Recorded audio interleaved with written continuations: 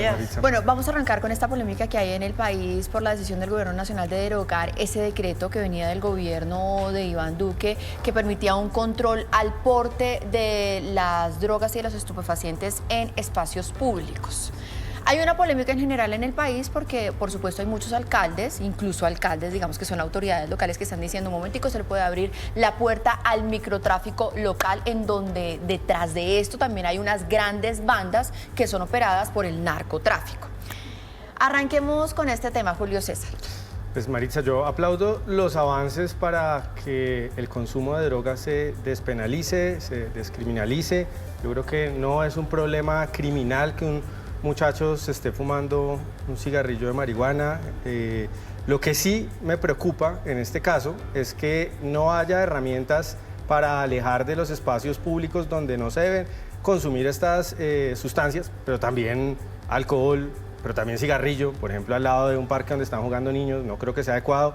Pues que la policía no tenga las herramientas adecuadas. Ahora bien, dicho eso, yo creo que esto no es un problema ahora, aquí no hay que escandalizarse porque esto no es algo que acaba de surgir.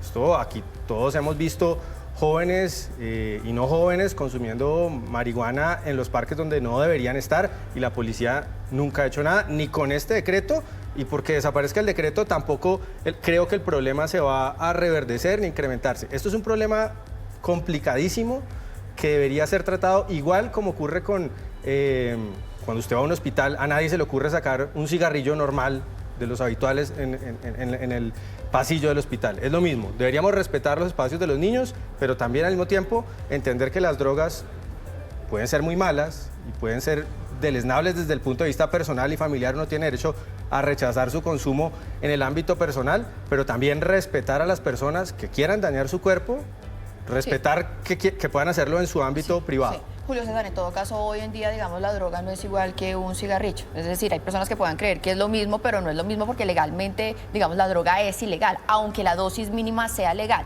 Aquí la pregunta también es, ¿y en qué momento se sabe si es realmente un consumidor o es el jíbaro que está vendiendo al lado de un entorno escolar?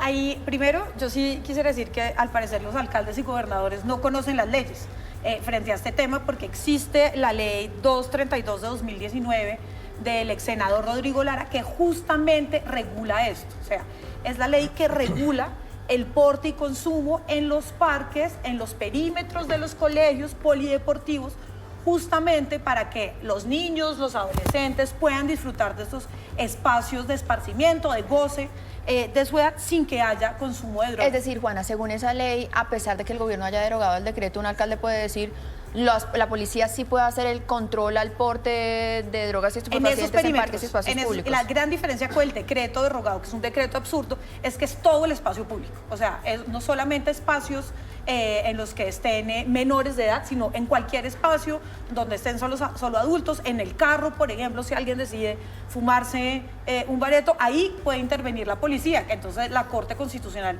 ahí fue que dijo que esto era ya muy represivo y un exceso, y por esto esta ley que los gobernadores y alcaldes deberían retomar, deberían echarle un ojo, que ellos pueden regular esto en estos espacios. Jorge. Sí, la Corte Constitucional, como bien lo señala Juana, instó a los municipios y especialmente a los consejos municipales a que reglamenten sobre todo el consumo de drogas en parques y en entornos escolares, un poco como seguimiento de la ley a la que hacía alusión. Yo creo que el tema va por ahí. Creo que mire que hay cierto consenso en la mesa de que el castigar, digamos, al consumidor final, que es la cadena más, la parte más frágil de la cadena, no. Esto no impide que se luche contra la comercialización, contra el microtráfico. La policía ya ha demostrado, por ejemplo, en Bogotá, buenos resultados en investigar y hacer inteligencia y caerle a las estructuras de microtráfico, no, digamos, al joven que está parado con un amigo, requisarle la mochila. Yo creo que, ahora, una pregunta que a mí me gustaría hacer, y es, los que defienden la medida deberían mostrar cifras, por ejemplo, cuánta droga fue incautada durante el tiempo de vigencia de ese decreto, cuántas personas fueron conducidas, digamos, a estaciones de policía, cuánto se redujo el consumo, porque también aquí ponemos normas y quitamos normas, pero no hacemos como la evaluación y el balance de impacto de estas. Y yo creo que la reflexión no solamente debería ser sobre el consumo. Las calles de Norteamérica huelen a marihuana y se vende abiertamente como si fuera una cerveza en tiendas en Nueva York, en muchos estados de Estados Unidos, en Canadá y en Colombia todavía estamos metiendo a la cárcel a jóvenes o a personas por vender marihuana. Esto es una reflexión que debería hacerse el país, cómo es posible que estemos metiendo a la cárcel, dejando de perseguir delitos que sí son... César, también es que hay que ver que hoy no solamente estamos hablando de marihuana, estamos hablando de tucibio, estamos hablando de fentanilo, estamos hablando de heroína. Digamos que el problema también es un poquito más complejo. Tampoco podemos decir que es que Estados Unidos está en lo correcto.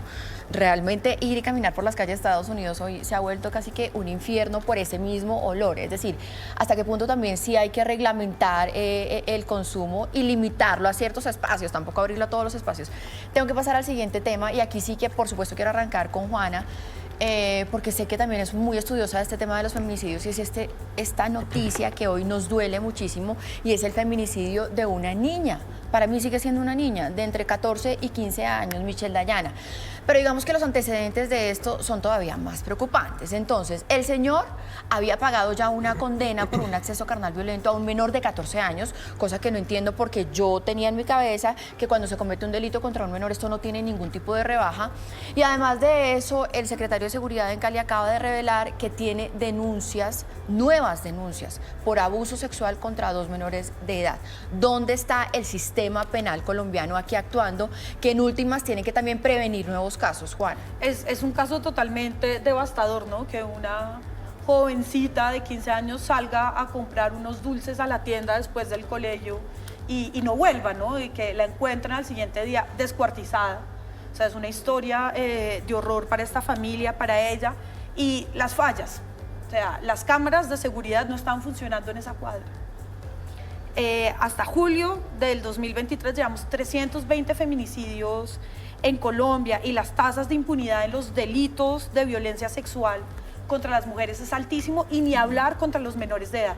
Estos son casos que, este es un ejemplo de cómo no trascienden estos casos en la justicia penal y cómo estas cifras relacionadas con los menores de edad son alarmantes, y un reincidente en este caso está libre cometiendo estos delitos sin ningún problema, porque no hubo la pena necesaria, no se lo tomaron en serio lastimosamente los fiscales y los jueces, que es algo que pasa en Colombia constantemente. Y este es un caso del que nos enteramos dentro de cientos de casos en el país todos los días.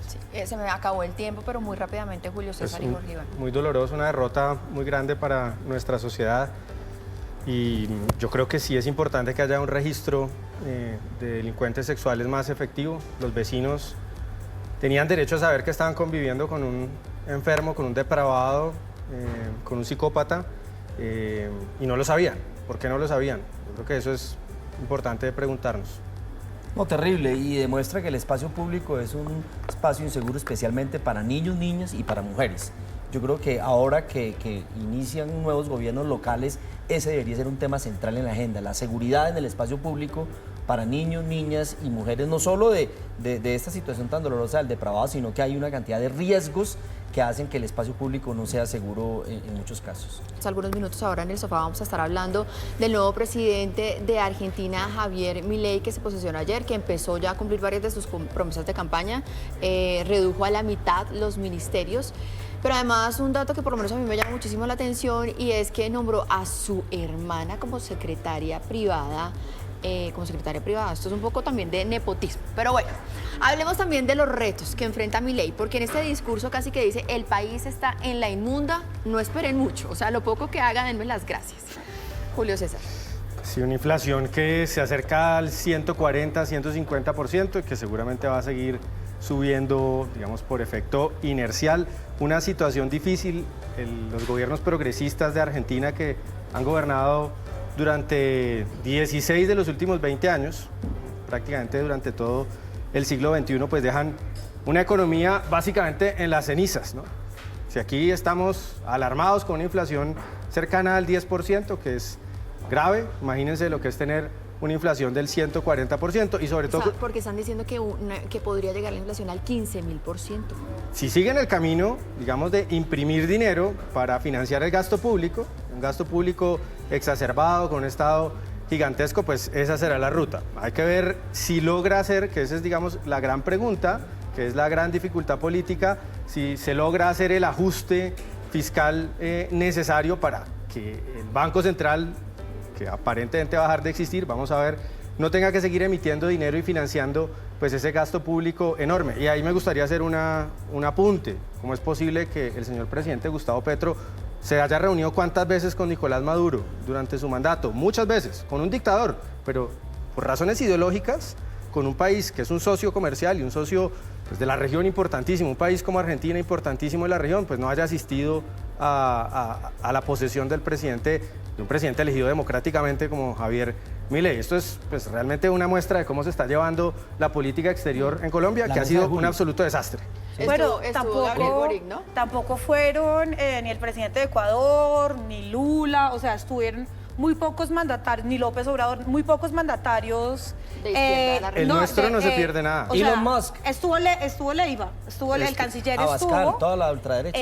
Lo que me parece bien interesante es que estuvo, por ejemplo, Zelensky, ¿no? Porque pues comparten, digamos, que ideas de la extrema derecha, que él fue a decir que, bueno, que era la libertad, comparten, digamos, que esa ideología. Estuvo Bolsonaro, también estuvo, digamos, que toda la extrema derecha latinoamericana. Y eso Boric. que el presidente sí, pues la cuota de diversidad. Gabriel Boric, Lamentable. que ha logrado establecer muy buenas relaciones con todo el mundo. Ha manejado y unas sentar relaciones los términos, internacionales exacto. perfectas en su mandato. Algo que me parece pues lamentable es, por ejemplo, acabar con el Ministerio de la Mujer, que muchas personas y sobre todo muchos hombres dicen que este tipo de ministerios son inútiles, ¿no? Que nosotros las mujeres, ¿para qué necesitamos un ministerio si nosotras pues somos iguales? Y resulta que no, la lucha por la igualdad, la lucha contra las violencias sexuales, contra las violencias de género, pasa por políticas públicas, ¿no? No es un asunto privado y no es un asunto de puertas para adentro, sino que es un asunto público. Entonces, esto sí es un golpe muy duro para las mujeres en Argentina. Ahora, yo me pregunto, digamos, el votante que genuinamente quería castigar al peronismo a través de Massa y que espera que un presidente le mejore sus condiciones de vida y que quizás no entiende de los detalles de macroeconomía, de hiperinflación, y ya Milei anunció que eso que en los próximos 2 años, digamos, no iba a mejorar las condiciones sociales de la gente. Entonces yo creo que muy rápidamente, yo creo que Milei va a empezar a enfrentar movilizaciones sociales cuando el ciudadano común y corriente, el que espera genuinamente que se le mejoren las condiciones de vida, se reduce gasto público, va a haber ajuste fiscal y una cantidad de cosas, ahí va a tener que empezar a Y el que lidiar votó, con el tema. que votó en contra de una clase política, además tradicional, nepotista, y uno de sus primeros actos sea nombrar a su hermana. No, Entonces, y además que una hizo nepo que baby. iba a castigar a la casta, y si uno mira, la mitad de los ministros que nombró trabajaron en el casta. gobierno de Macri, que es, digamos, el sector no de la estamos casta. acostumbrados a que los políticos digan la verdad, ¿no?